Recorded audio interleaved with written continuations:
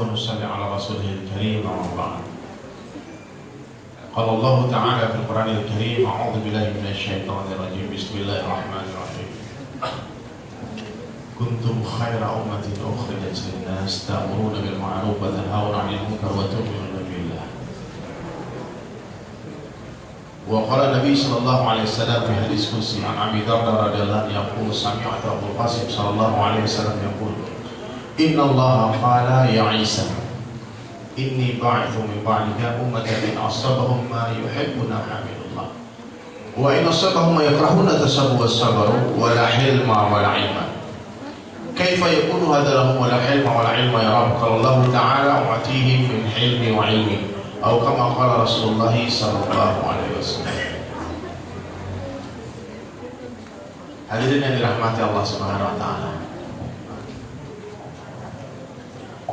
Kita bersyukur kepada Allah Subhanahu wa taala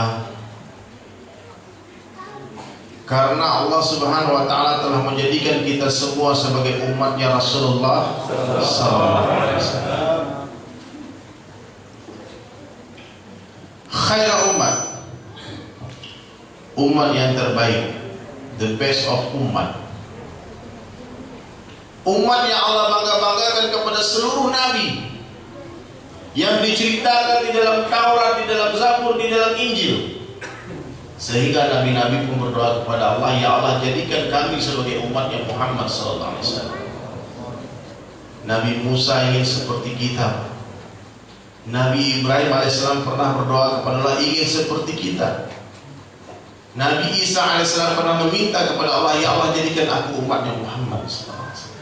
Dan satu-satunya doa Nabi yang akan dikabulkan oleh Allah adalah doa Nabi Isa alaihissalam. Dalam sebuah hadis yang panjang Rasulullah bercerita nanti Nabi Isa akan turun lagi ke dunia, tapi bukan sebagai Nabi, tapi sebagai umatnya Rasulullah sallallahu alaihi wasallam. Ini umat hebat. Siapa yang katakan? Allah yang katakan. Di dalam Al-Quran Allah bangga-banggakan kita. Khair umat. Allah tidak katakan Bani Israel sebagai khair umat, sementara ibadah mereka dahsyat. Umur mereka 1000 tahun, 800 tahun, 600 tahun. Tentu semua kita bertanya-tanya, bapak-bapak, ibu-ibu, apa sih keistimewaan umat Rasulullah ini? Kenapa Allah katakan kita sebagai umat yang terbaik? Ya Pak, pernah berpikir ya Pak? Apa alasannya? Apakah karena ibadah kita? Oh nggak mungkin Pak. Ibadah kita aja sholat cuma 5 waktu, itu pun telat-telat, buru-buru. Lagi sholat jalan-jalan, menghayal ke sana kemari, nggak mungkin itu sholat diterima Allah Ta'ala. Kita mulia karena ibadah, nggak mungkin karena haji. Haji jalan-jalan, foto-foto terus di Ka'bah. Umroh pergi shopping, update satu setiap tahun. Apa karena itu Allah muliakan kita? Zikir kita, Bapak sanggup gak dulu berzikir dari satu Jumat ke Jumat depannya tanpa berdiri? Bani Israel sanggup. Kalau mereka berzikir di pinggir laut, itu air tempat di sekitar mereka duduk itu berubah rasanya jadi manis, asbab zikir mereka. Kalau mereka sholat sujud Pak, bukan kepala mereka yang bekas hitam Pak, tapi batunya cekung bekas sujud mereka. Saking lamanya mereka sujud, ratusan tahun gak bermaksiat. Namun Allah tidak katakan Bani Israel sebagai khair umat. Allah tidak katakan mereka sebagai umat yang terbaik. Justru kita umur singkat 60-70 tahun, ibadah sedikit. Kira-kira apa rahasianya? Kenapa Allah katakan antum umat yang terbaik, ibu umat yang terbaik, kita semua umat yang terbaik? Kenapa Pak? Di dalam Al-Quran Allah jelaskan. Ini nggak perlu penafsiran ulama dalam-dalam Pak. Semua orang paling bodoh pun ngerti. Kuntum khaira ummatin ukhrijat linnas. Ini Pak rahasianya. Kalian semua, bukan antum nih Pak, ini kuntum. Kuntum ini ulama sampaikan sampai hari kiamat. Ayat ini turun berkenaan dengan kehidupan sahabat. Nah, tapi bukan khusus sahabat, tapi siapapun umat Rasulullah SAW sampai hari kiamat. Khaira umat yang terbaik, sebaik-baiknya umat. Ukhrijat linnas, dikeluarkan oleh Allah Ta'ala untuk memberi manfaat bagi seluruh manusia. Nah ini Pak, ternyata tidak ada satu orang Nabi pun selain Rasulullah SAW yang Allah hantar untuk seluruh manusia. Nggak ada. Nabi Musa untuk Bani Israel saja, Nabi Isa untuk Bani Israel saja, ada Nabi untuk satu keluarga saja, ada Nabi untuk satu kampung saja, ada Nabi yang diutus oleh Allah Ta'ala untuk diri dia saja.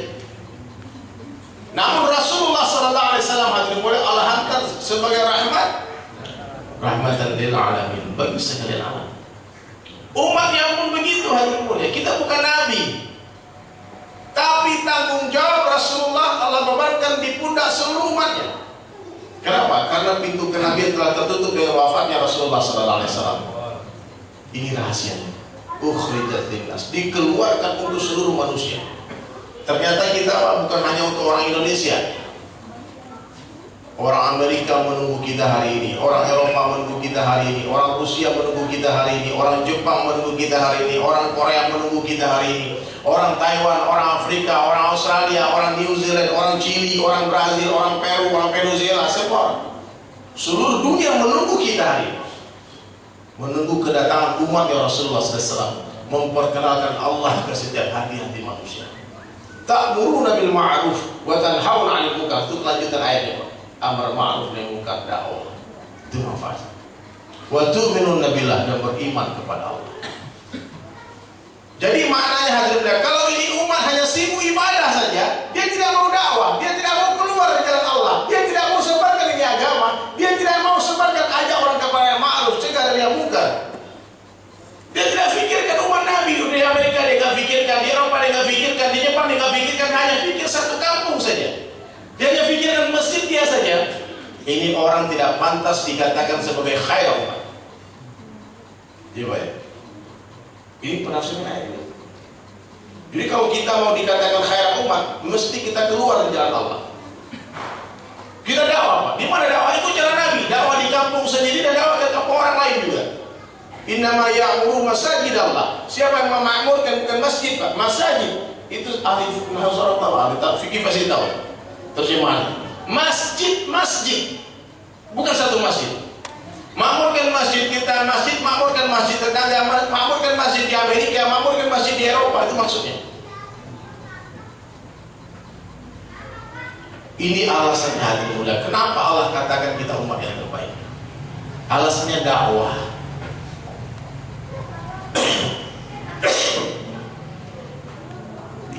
Dakwah ini amalan yang paling mudah.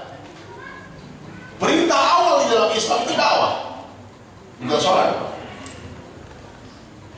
Azan dulu baru dakwah, baru sholat. Bukan sholat dulu baru dakwah. Ini umul fardu, ibu dari segala amalan. Orang kalau dakwah, Pak, nanti dia Allah beri taufik sholat, dia akan ibadah, dia akan menagih bayar zakat. Orang kalau dakwah dia akan berzikir, dia akan selawat. Orang kalau dakwah dia akan berangkat haji, Allah dia akan matikan sebelum dia pergi haji.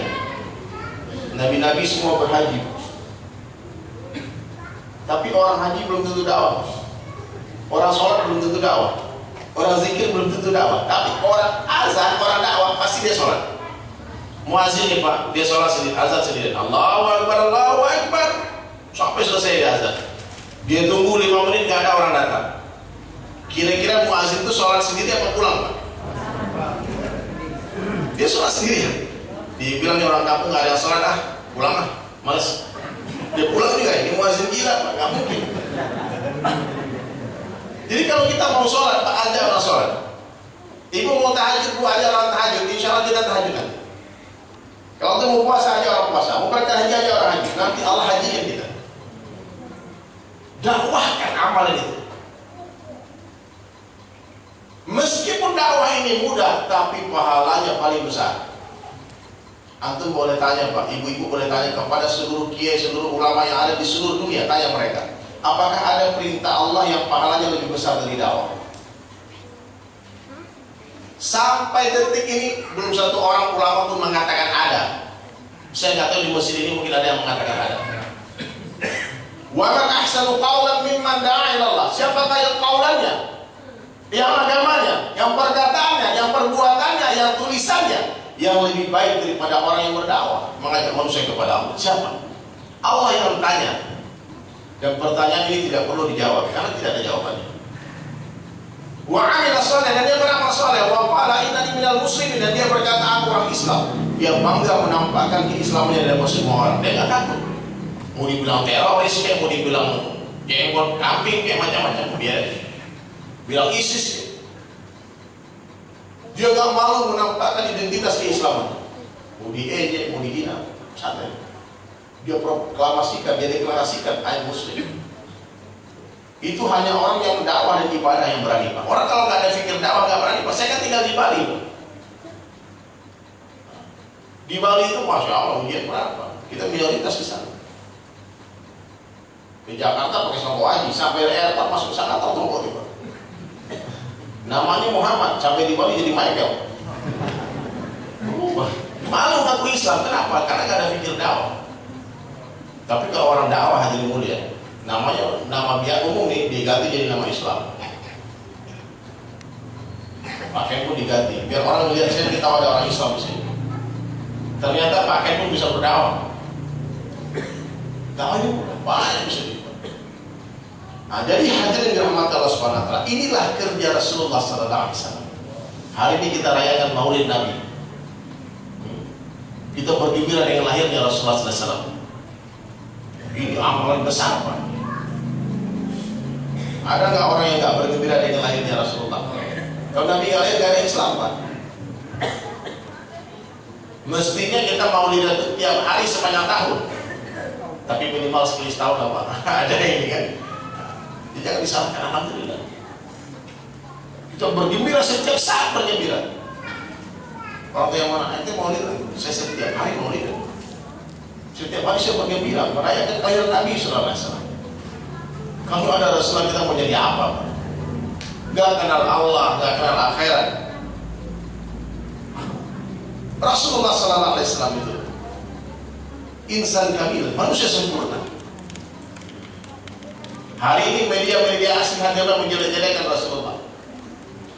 Karena kita jarang baca Al-Quran, jarang baca Sirah Nabawiyah, kita percaya. Padahal Nabi kita hadirin mulia, manusia terbaik. 100 akal yang Allah ciptakan, 99 Allah berikan kepada Rasulullah sendiri. 1 akal dibagi untuk seluruh manusia, termasuk seluruh Nabi. Antum bisa bayangkan bagaimana cerdasnya Rasulullah sallallahu alaihi wasallam. Rambut yang terbaik yang pernah Allah ciptakan adalah rambutnya Rasulullah sallallahu alaihi wasallam. Saya berapa bulan yang lalu baca artikel di media, penjaga museum yang menyimpan rambutnya Rasulullah pernah bercerita, satu ketika rambut Nabi jatuh, dia cari nggak ketemu itu rambut, berapa lembar rambut Nabi. Dia padamkan lampu, ternyata rambut Nabi mengeluarkan nur, bercahaya. Baru diambil itu rambut. 1400 tahun lalu sampai sekarang masih ada, sampai hari ini musim-musim. Mata yang terbaik, yang terindah yang pernah Allah ciptakan adalah matanya Rasulullah sallallahu alaihi wasallam. Alis yang terindah, alisnya Nabi sallallahu alaihi wasallam. Kulit yang terbaik, kulitnya Rasulullah sallallahu alaihi wasallam. Keringat Nabi lebih wangi dari kasturi. Allah. Kalau Nabi melewati satu jalan, orang tahu pasti Muhammad baru saja melewati jalan ini. Kenapa? Karena wangi tubuh beliau tinggal di sana. Darah yang terbaik yang pernah Allah ciptakan adalah darahnya Rasulullah sallallahu alaihi wasallam. Jantung yang terbaik, jantungnya Rasulullah sallallahu alaihi wasallam. Hati yang terbaik adalah hatinya Rasulullah sallallahu alaihi wasallam. Kampung yang terbaik adalah kampungnya Rasulullah sallallahu alaihi wasallam. Keturunan yang terbaik adalah keturunannya Rasulullah sallallahu alaihi wasallam. Sahabat yang terbaik adalah sahabatnya Rasulullah sallallahu alaihi wasallam. Bahasa yang terbaik adalah bahasanya Rasulullah sallallahu alaihi wasallam. Nama yang terbaik adalah namanya Rasulullah sallallahu alaihi wasallam. Imam Syafi'i rahmatullahi alaihi punya anak 12 orang laki-laki. Seluruhnya diberi nama Muhammad. Satu orang bertanya, ya Imam, apa nggak ada nama lain? Lahir namanya Muhammad lagi nama. Besok Muhammad lagi nama. Dia bilang, setiap kali anak saya lahir, saya mencari nama yang terindah, dan saya tidak temukan nama yang lebih indah daripada Muhammad. Menyebut namanya Rasulullah SAW, saya pahalanya begitu besar. Hari ini Pak, kita meremehkan sunnah Nabi SAW. Suka melecehkan Rasulullah SAW. Tinggalkan dakwah itu sama dengan menghina Nabi. Tinggalkan sholat berjamaah sama dengan melecehkan Rasulullah. Ini sunnah-sunnah sirah ini Pak, apa syariah, penampilan Seorang ini mudah, nanti datang ke toko pakaian muslim ganti fashion mudah. Tapi kehidupan Nabi 24 jam dari bangun tidur sampai tidur lagi mesti kita tiru. Saya yakin tidak satu orang manusia pun yang bisa meniru ini 100%. Meskipun kita tidak mampu mengamalkan 100%, jangan tinggalkan 100%. Amalkan semampunya. Yang gak mampu istighfar. Subhanallah. Jadi hadirin mulia, ini Rasulullah SAW,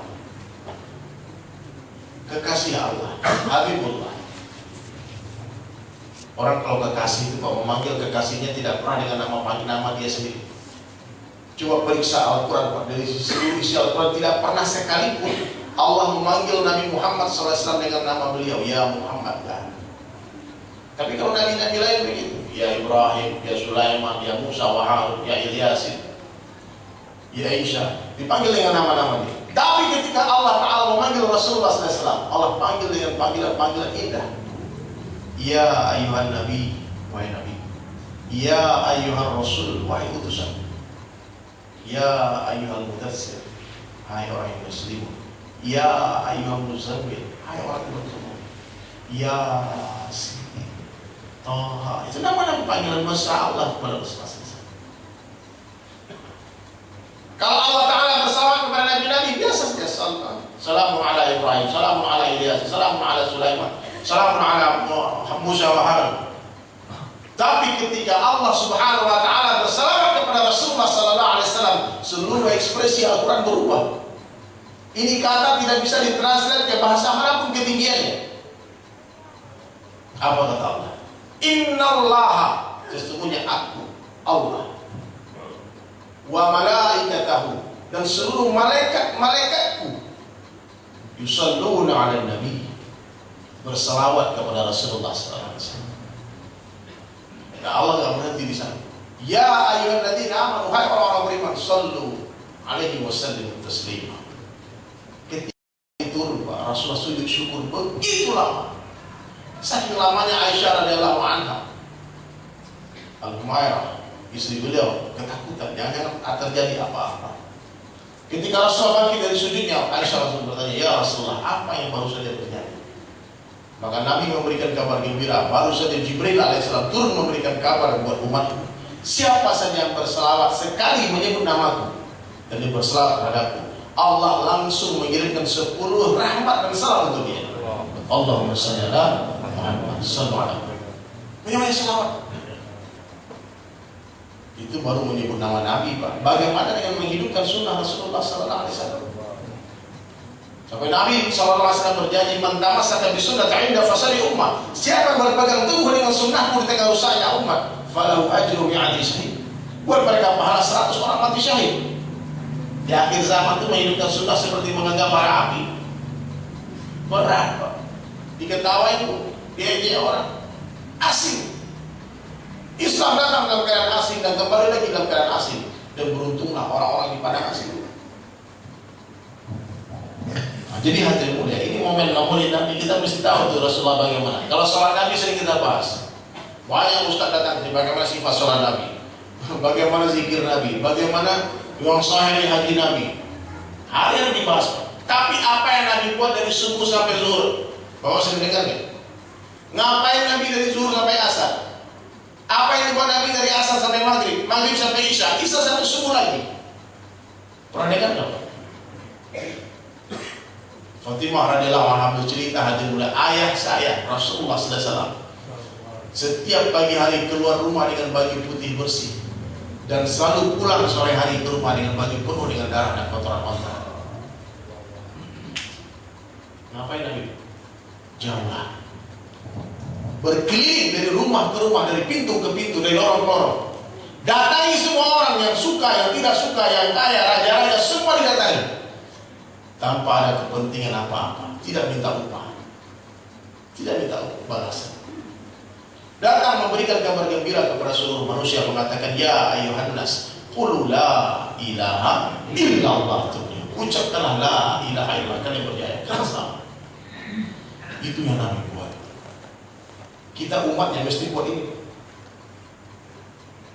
Ini perintah Allah. Hari ini umat Islam banyak yang gak kenal tetangganya. Saya mau tanya Pak, kalau kita malam-malam terbangun, ternyata di rumah kita, di kamar tidur kita ada asap, ibu lanjutkan tidur apa bangun? Dicari ke dapur gak ada api, ibu akan katakan aman, alhamdulillah. Tidur lagi apa? Cari tempat lain. Di dapur gak ada api, dicari ruang tamu gak ada juga. Dikelilingi rumah gak ada api di rumah kita, tapi asap masuk ke dalam rumah kita. Lanjutkan tidur apa pergi ke rumah tetangga? Pergi ke rumah tetangga, jangan-jangan ada yang kebakaran. Rumah tetangga gak ada api, rumah kedua ternyata ada rumah ke-10 Pak terbakar. Ibu katakan alhamdulillah rumah saya enggak, apa tidur? Apa? Padamkan api itu. Kita semua akan terjaga hati mulia dan berusaha memadamkan api. Kenapa? Karena kalau rumah tetangga kita terbakar dan kita biarkan, itu api akan terus membesar dan nanti menjalar membakar rumah kita. Jadi jangan sampai saya kan udah sholat, saya udah di majelis taklim, kadang nggak sholat ya biarin aja. Itu sama dengan orang tadi itu. Ketika perumahan kebakaran ya, oh alhamdulillah rumah saya enggak. Jangan gitu. Kalau rumah orang terbakar, kita padamkan api. Kalau ibu mau anaknya jadi habis Quran, jadikan anak tetangganya habis Quran. Kalau bapak mau anaknya jadi wali Allah, jadikan anak tetangga kita wali Allah. Kalau kita hanya secara fisik menguruskan diri kita sendiri, mengurus diri sendiri, kita pikir anak istri kita, tetangga kita gak urus nanti dong, kita pikir nanti kita bidik anak kita dia main ke rumah tetangga berusaha sama tetangga. Makanya dalam Al-Quran itu perintah Allah jangan satu ayat saja Pak. Saya pernah ngajak orang pergi dakwah, Pak ayo pergi keluar Pak, kita ke Amerika Pak. Soal berangkat ini Januari ini saya mau berangkat lagi nih keluar negeri dakwah. Doakan Pak tanggal 3 berangkat. Saya ajak teman saya, mari kita pergi khurus dakwah tabligh. Kita keluar di laut pakai duit sendiri. Karena orang pikir kalau dakwah ini kan dapat duit Pak. Ditanya kalau pergi 4 bulan dibayar berapa kita? Dia bilang kau bayar masuk WC umum aja bayar sekarang. Masa masuk surga mau dibayar? Masuk WC nya bayar sekarang Pak. Ya masuk surga mau dibayar. Dia bilang saya cuma mengamalin agama ayat ini Pak. Tuhan fusakum wa ahlikum nar. Jagalah dirimu dan keluargamu dari api neraka. Iblis datang Pak, menghentikan ini umat dari dakwah dengan Al-Quran Pak. Bukan disuruh maksiat, di bawah ayat Al-Quran biar Bapak gak keluar. Biar Bapak gak ngurusin kampung-kampung pedalaman, biar Bapak gak pergi ke negeri-negeri kafir sana. Dia bilang urus anak istrimu dulu. Anak istrimu belum sholat, anak istrimu narkoba tuh. Itu tipu-tipu syaitan. Mari kita keluar Pak. Aduh, saya ngamalin ayat itu dia lah. Tuhan fusakum wa ahlikum nar. Saya bilang Bapak tahu gak tukang ojek Pak? Ada Gojek di sini Pak. Itu tukang ojek Pak. Kalau sepanjang hari dia bonceng anak istrinya dibayar Pak. Yang dibonceng adiknya, jam 8 kakaknya, terus bapaknya. Dia nggak bonceng orang lain, nggak dibayar Pak. Kapan dia dibayar? Kalau dia bonceng orang yang nggak dia kenal. Tukang potong rambut itu Pak, kalau dipotong rambut temannya, rambut kita mungkin kita upah. Tapi kalau orang yang nggak kenal datang potong rambut, baru kita dibayar. Maka Al-Quran itu hadir mulia. Tahapan-tahapannya Pak. Tuhan fusakum wa ahlikum nar. Janganlah dirimu dan keluargamu dari api neraka. Wa anzir ashiratakal aqrabin. Berikan peringatan kepada karib kerabat terdekatmu 40 rumah kiri kanan depan belakang. Mesti kita gedor rumahnya. Assalamualaikum. Mungkin Pak, orang itu dalam hati dia ini Pak Haji Sonabi ya, urus orang ya. Nggak mau. Kita dapat kita juga, tapi di belakang Pak dia kedip-kedip mata. Mulutnya monyong-monyong kalau kita. Itu biasa Pak. Nabi-nabi pun begitu. Kita akan ketemu orang-orang seperti Abu Bakar, pas didatangi langsung ikut. Pak mari ke masjid Pak, makmur ke masjid. Oh siap langsung, sambil wa ta'ala. Ada ketemu orang seperti Abu Sufyan, lama di perang itu Nabi, ditentang tapi akhirnya ikut juga. Kemudian kita ketemu orang seperti Abu Thalib, pamannya Rasulullah SAW. Bagus, wih toh bagus, saya suka kamu dakwah. Orang suruh kamu ikut-ikut, tapi dia nggak mau ikut. Orang suruh ikut, Pak dia nggak mau. Dan yang terakhir kita ketemu orang seperti Abu Jahal, sampai mati istiqomah benci dengan dakwah, menentang dakwah. Itu biasa, 4 Abu ini akan ketemu kalau kita dakwah dengan cara Nabi. 4 macam Abu Bakar, Abu Sufyan, Abu Talib dan Abu Jahal. Kondisinya enak nih, Abu Bakar semua. Langsung ikut. Nanti kalau saya tawarkan bapak berangkat, siap. Pakai duit sendiri. Ya bu, ibu lepaskan untuk Yusuf sampai keluar jalan Allah. Pergi itu. Karena jawab. Ada lagi ibu-ibu doa sama Allah. Ya Allah, jangan sampai suamiku dikenal sama jamaah tabligh. Oh, tolong jauhkan suamiku di doa apa itu bu? Jangan sampai nanti suami saya keluar 3 hari, 40 hari, 4 bulan pergi dakwah. Saya pernah ibu doa gitu. Saya takut itu Pak. Kalau datang jenggot-jenggot. Kalau dulu Ustaz datang beli kita diminta. Sekarang suami kita diminta. Diajak pergi. Kita keluar di Allah. Itu apa? Itu dakwah. Kalau bapak di kampung ini terus nih, di perumahan ini, kapan mau Islam orang? Orang Islam semua di sini. Ya Pak. Abu Bakar radhiyallahu anhu hari pertama masuk Islam langsung berdakwah. Keesokan hari langsung 9 orang masuk Islam. Sekarang angkat tangan Pak, siapa yang sudah mensyahadatkan 9 orang? Belum Pak, karena tidak apa-apa, karena belum mulai dakwah. Tapi kalau bapak berangkat nih ke Amerika, insya Allah Pak, nanti bapak berangkat keluar 4 bulan, pulang-pulang, mungkin 200 orang masuk Islam, mungkin 1000 orang masuk Islam. Ini tangan anak metal Pak, saya bukan Ustaz Pak, tapi sudah banyak yang mensaksi bersyahadat orang. Kenapa? Kita jarang ketemu orang kafir semua. Seperti dakwah di Cina Pak, di Cina dakwah, subhanallah, kita nggak bisa bahasa Cina, dia nggak bisa bahasa Inggris, dia bisa bahasa Indonesia. Tapi jarang orang ikut dengan bahasa isyarat dakwahnya. Tatapan mata. Pedalaman Papua juga begitu. Gak bisa bahasanya, bahasa buruk. Kita mau baru datangnya orang tua langsung tanya, apa Bapak Tuhan? Ya ini ya. Dipikir Tuhan datang, Yesus dulu dipikir tentang saya itu. Boleh bukanya. Siapa yang bertanggung jawab? Hari ini ada umat Rasulullah yang masih belum berpakaian di sana. Hari ini umat Rasulullah menangis menjadi hidup tanpa agama. Jadi seorang kalau nggak ada agama nggak mungkin bahagia, nggak mungkin bahagia. Kalau nggak percaya itu orang-orang kafir itu sepertinya mereka bahagia, kelihatannya aja, tapi padahal mereka susah. Buktinya apa? Banyak bunuh diri di luar negeri. Negara yang income per kapita yang tinggi, pas semakin kaya itu negara semakin tinggi angka bunuh dirinya. Kerajaan Inggris itu Pak, di satu universitas di Inggris pernah kirimkan satu orang Yahudi. Orang Yahudi itu dikirim dunia 10 tahun, ditulis di majalah Times berapa tahun yang lalu. Dia survei negara mana yang penduduknya paling bahagia di dunia. Bapak tahu gak? Yang pertama ditulis itu apa? Bangladesh. Kita semua Bangladesh tahu kan, Bangladesh negara termiskin di dunia. Ternyata dunia ini Pak, Bu, dunia ini semakin sempurna semakin menyusahkan. Ya Pak, semakin mewah dunia itu semakin menyusahkan. Saya mau tanya Pak, kalau Bapak intikaf di masjid nih, Bapak punya HP murah yang harga 200.000 Nokia lama. Yang satu punya iPhone 6 Plus, baru beli Pak, 17 juta ya. Dua-duanya tidur di masjid, nih, colokin HP. Siapa yang bisa tidur kira-kira? Yang HP 200.000 Pak, moro Pak. Dia bilang tuh ambil tuh HP itu, 4 liter, bawa itu, makan tuh HP. Yang punya HP mahal nggak bisa tidur Pak, bangun sebentar, takut diambil orang. Ternyata semakin mewah ini benda-benda semakin menyusahkan. Ya Pak ya, simple life, simple problem. Hidup sederhana, sederhana masalahnya. Islam tuh mengajarkan kita Rasulullah SAW itu bisa jadi raja. Tapi Nabi memilih sehari makan sehari enggak. Pakaian Nabi Bu, cuma 2 lembar, 3 lembar saja. Ada yang baru, yang lama dikasih sahabat. Bapak Ibu coba periksa di lemari rumahnya berapa ratus baju nggak pernah dipakai. Zolim kita Pak. Itu baju-baju bekas Bapak kasih tetangga, kasih orang miskin, mungkin baju lebaran bagi mereka.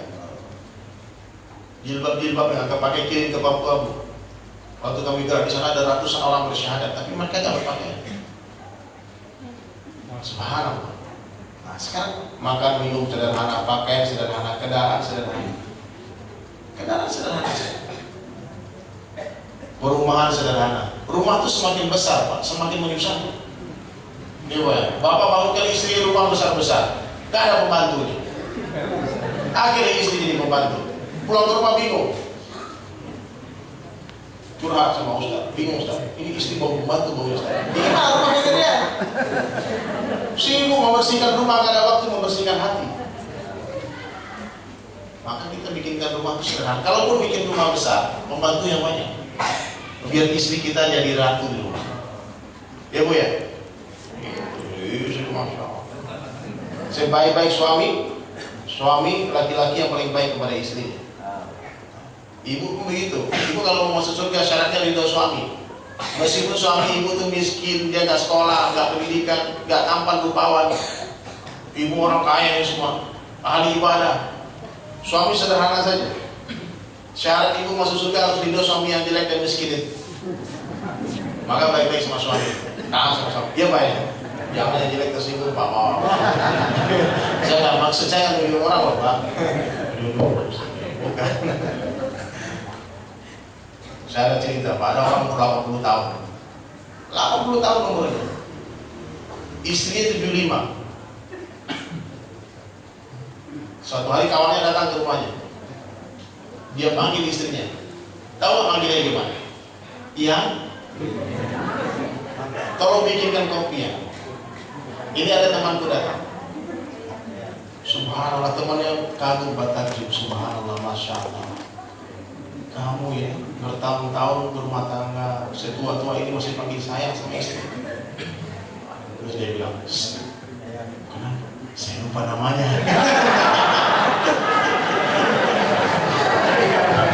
Lupa namanya, udah 80 tahun umurnya. Aduh ya Allah. Biar gak salah panggil nama, panggil yang aja. Insya Allah ya. Panggil istri, panggil sayang, cinta, beautiful, darling, strawberry, coklat. Itu Islam ajarkan itu. Pulang bawa buah, gak perlu bawa bunga tapi jadi bunga. Insya Allah ya. Jangan marah-marah. Kalau ada petir di rumah jangan ikut teriak. Zikir saja. Nanti dia akan berhenti pada waktunya. Capek kan teriak-teriak terus. Makanya bapak-bapak ini gak banyak umur Bu. Makan hati gitu. Ternyata begitu. Memang perempuan begitu. Ujian terbesar bagi umat Islam perempuan wanita. Tidak ada fitnah yang ditinggalkan bagi umat wanita. Nah, maka kita mesti libatkan istri dalam agama. Perempuan ini kalau baik, lebih baik daripada 70 orang wali Allah. Tapi kalau jahat lebih jahat daripada 1000 orang laki-laki yang jahat. Maka siap insyaallah ya. Bu, Masya Allah, Subhanallah, saya minta maaf. Saya minta maaf. Kenapa? Saya ini ada jadwal flight penerbangan harus ke Manado. Tengah malam nanti jam 12 harus sampai di airport. Penonton bisa Pak. Nanti kita bikin lagi acara insya Allah banyak umur. Sebetulnya saya sudah bilang sama Kristus, saya hari ini saya nggak bisa sebetulnya. Cuma dia bilang, Pak, ini request umat ayo. Ini saya bingung Pak, saya berkali-kali katakan sudah saya bukan Ustaz, saya anak Pak, saya mesti diundang nyanyi di sini. Baik Pak, terakhir sebelum kita berpisah hadirin mulia, ini kalau percintaan itu lagi hot-hotnya berpisah itu ada kerinduan. Ada kerinduan. Subhanallah. Di dunia nggak ada yang pasti kecuali yang namanya mati. Capres belum tentu jadi presiden, cagup belum tentu jadi gubernur, cagup belum tentu jadi bupati. Tapi kalau camat gimana? Pasti. Pasti? Orang kaya? Orang miskin? Raja-raja? Rakyat biasa? Kok Bapak apa lagunya kayaknya? Anak band juga. Baik, insya Allah kita bersenang-senang, mudah-mudahan Rasulullah gembira melihat kita. Allah hantar malaikat ikut bersolawat, bernyanyi bersama kita. Amin. Nanti kalau saya bilang orang kaya, semua bilang mati, cukup mati aja, oke? Tapi yang semangat bu suaranya ya, yang keras. Ayo semua. Orang kaya mati, orang miskin mati, raja-raja mati, rakyat biasa mati, yang di belakang mati.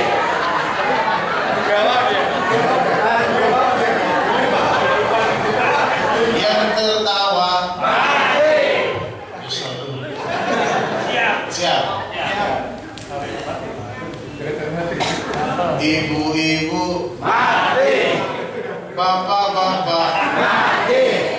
Siapa yang bilang kawin lagi? Insya Allah kita semua pasti mati. Dunia ini bukan tempat tinggal, tapi tempat meninggal. Amin. Dunia ini bukan tempat tinggal, namun tempat yang akan kita tinggalkan. Tidak ada kehidupan kecuali kehidupan akhirat. Dunia ini bayang-bayang saja, bayang-bayang akhirat. Orang kalau mau mencari sesuatu di dalam air, Pak, tidak akan ketemukan. Kalau saya yang dicari itu tergantung dari sedahan. Yang di air itu cuma bayangan saja. Lihat ke atas sekali, lihat akhirat hanya boleh.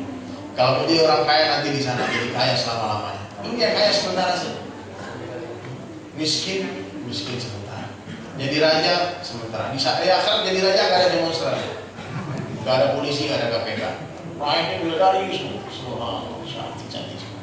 Tapi ratunya dibuat dari dunia. Ibu-ibu jangan khawatir. Kalau saya cemburu juga sama bidadari. Boleh raja tak jampak nanti rambut. Masa sama bidadari cemburu juga? Jangan. Nanti di sana di akhirat nggak ada cemburu lagi kayak di dunia. Dunia ini Allah mewajibkan cemburu atas wanita. Wajib cemburu dan wajibkan jihad atas laki-laki. Makanya sekali Pak tinggalkan istri karena Allah.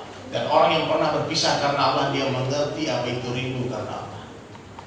Bapak kalau nggak pernah berpisah dengan anak istri, Pak, kapan kangennya, Pak? Yang ada jengkelin, Pak. Tiap dia bangun itu dia bukan kita, dia lagi.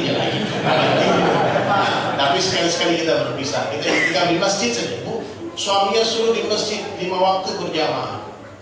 Setiap bulan 3 hari luangkan waktu di masjid. Luangkan waktu, Pak. Ini bukan firqah, bukan aliran-aliran, Pak, orang yang tidak. Ini jamaah, tidak ada namanya di jamaah. Ini Islam. Fungsi maksud cuma satu, menyatukan umat. Mau NU, mau Muhammadiyah, profesi apapun profesi kita harus dakwah. Apapun partai kita harus dakwah. Apapun mazhab kita harus dakwah. Apapun ormas harus dakwah. Bapak Muhammadiyah, mau NU, mau FPI, mau apa saja, mau Persis, mau Salafi, tetap harus dakwah. Ceritanya orang nih, lagi cerita, Pak Habib, dibilang saya Habib. Jabatan di YT. Saya bilang, saya kadang-kadang, Pak, saya lihat keadaan. Loh, kenapa? Ya kalau saya sholat rame-rame, saya ikut JS, jamaah sholat. Kalau haji rame-rame, saya ikut JH. Apa itu? Jamaah haji. Saya juga kadang ikut JU, jamaah umroh. Kalau rame-rame. Jadi Pak, ini tabligh ini perintah Allah, sifat Rasulullah SAW. Bapak jangan anggap ini organisasi, ini nggak ada logonya Pak, nggak ada benderanya. Cuma di gerakan dakwah ini banyak difitnah sama orang-orang anti-Islam. Kenapa? Satu-satunya pergerakan yang paling ditakuti orang Yahudi Nasrani ini, Pak. Takut gerak dari rumah ke rumah, kampung, bawa kompor kemana. Aduh. Bilang orang gila ya. Pokoknya ini ada istilah orang-orang pendidik, kita ini orang-orang gembel-gembel nggak ada kerjaan. Tapi ini sengaja Allah tutupi nih kerja. Apa? Untuk mengelabui mata orang-orang kafir. Jadi kerja dakwah ini menghancurkan kebatilan seperti rakyat yang merusak sebuah pohon kayu. Di luarnya utuh, tapi di dalamnya sudah berantakan. 3 angin berkencang, nanti Islam akan kembali berjaya. Siapa yang mempersiapkan ini? Orang-orang yang berdakwah, mempersiapkan kejayaan Islam. Tidak ada kamera di sini, tidak ada, sebetulnya nggak ada dokumentasi dalam dakwah. Biar Allah yang rekam. Nggak ada popularitas. Kalau TV radio itu cuma efek-efek dakwah saja. Itu bukan dakwah. Saya punya acara TV, Pak, tapi saya katakan itu bukan dakwah, itu cuma hiburan saja. Dakwah itu mesti ikut cara Rasulullah, sebagaimana sholat harus ikut cara Rasulullah. Sholat gak ikut cara Nabi gak diterima. Dakwah pun kalau gak ikut cara Nabi gak diterima. Bagaimana dakwah Nabi? Yang pertama datangi umat, jumpai umat. Orang yang suka gak suka datang tanpa intention, tidak ada interest. Tidak ada harapan apa-apa kecuali kasih sayang Allah, ridha Allah. Yang kedua tidak minta upah. Yang ketiga membesarkan Allah saja. Gak perlu juga disebut nama saya sebelum siapa yang ceramah, gak perlu disebut. Karena dikubur gak ditanya siapa nama Ustaz. Yang ditanya apa? Bukan siapa Tuhan. Ibu-ibu mesti kenal dengan Allah. Baik, 9:30 lewat sedikit. Saya mohon maaf, yang benar datang daripada Allah Subhanahu Wa Taala, yang salah dari kesalahan saya. Baik, kita berdoa insyaallah. Angkat tangannya kalau doa. Jangan sejajar dengan kemaluan tangan. Kurang ada, angkat tangan. Angkat tangan kita, tawajuh. Yakin Allah melihat, Allah mendengar, Allah mengetahui apa yang ada di hati kita semua. Baik, Al-Fatihah.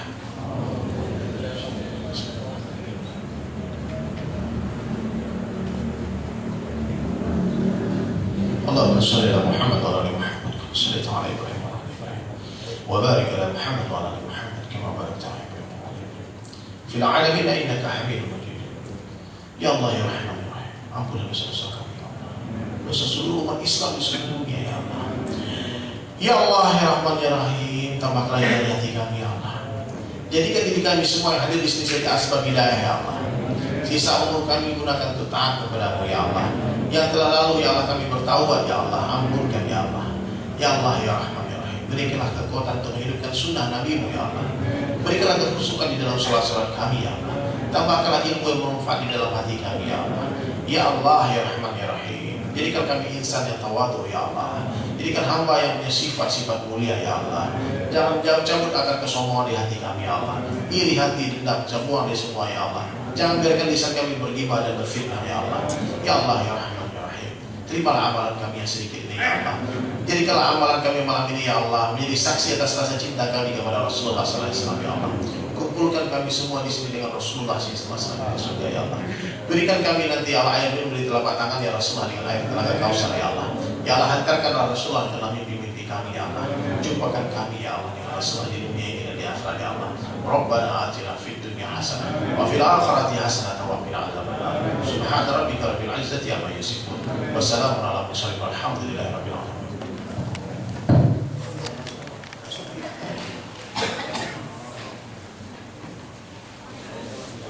Ustaz Diri Sulaiman atas tausiahnya kepada kita dan diridhoi oleh Allah Subhanahu wa taala.